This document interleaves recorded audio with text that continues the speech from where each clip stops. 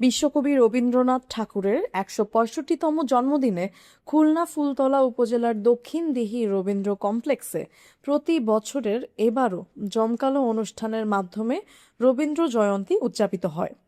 খুলনা জেলা প্রশাসক মিজহুরে জান্নাতের সভাপতিত্বে প্রধান অতিথি হিসেবে উপস্থিত ছিলেন মোহাম্মদ আসাদুজ্জামান মন্ত্রী, আইন, বিচার ও সংসদ বিষয়ক মন্ত্রণালয়।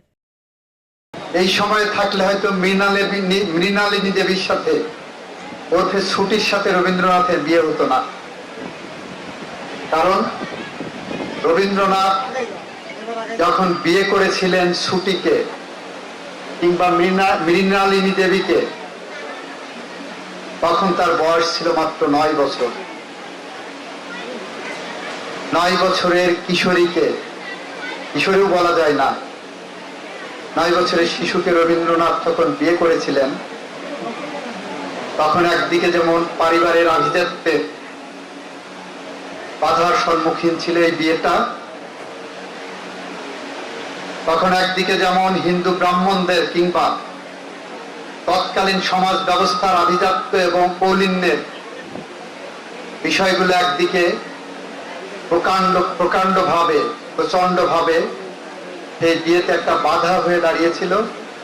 ঠিক একইভাবে তখন একজন বালিকা বধূর ঘর সংসার করে এবং মাত্র 28 বছর বয়সে এই মৃণালিনী দেবী বা ছুটির মৃত্যুর মাঝখানে 5টি সন্তানের জন্মদান এই সময় মনে হয় সম্ভবপর ছিল না। এই সময় বাল্য বিবাহ নিষিদ্ধ। এই সময় মেয়েরা অনেক বেশি অধিকার সচেতন। তারপরেও বলবো, রবীন্দ্রনাথ তার বাল্য বালিকা বধূকে প্রেম, ভালোবাসা, আবেগ, অনুভূতি, সহানুভূতি দিয়ে চারপাশে বেঁধে রেখেছিলেন। এটা পাওয়া যাবে মৃণালিনী দেবীর চিঠি যখন লিখলেন মৃত্যু শয্যায় বসে রবীন্দ্রনাথকে লিখেছিলেন জীবনের পরতের অনেক কাহিনী। তার মধ্যে একটি ছিল সন্তানদের নিয়ে খুনসুটি করা, একটি ছিল প্রথম সন্তান, রবীন্দ্রনাথের প্রথম সন্তান মাধবী ওরফে বেলি। আপনারা জানেন রবীন্দ্রনাথ যে সময়ে জন্মেছিলেন সে সময়টা ছিল রবীন্দ্রময়। এই সময়টা ছিল বিশ্বের দেশে দেশে মহৎ এবং মহান ব্যক্তিদের জন্মের সময়।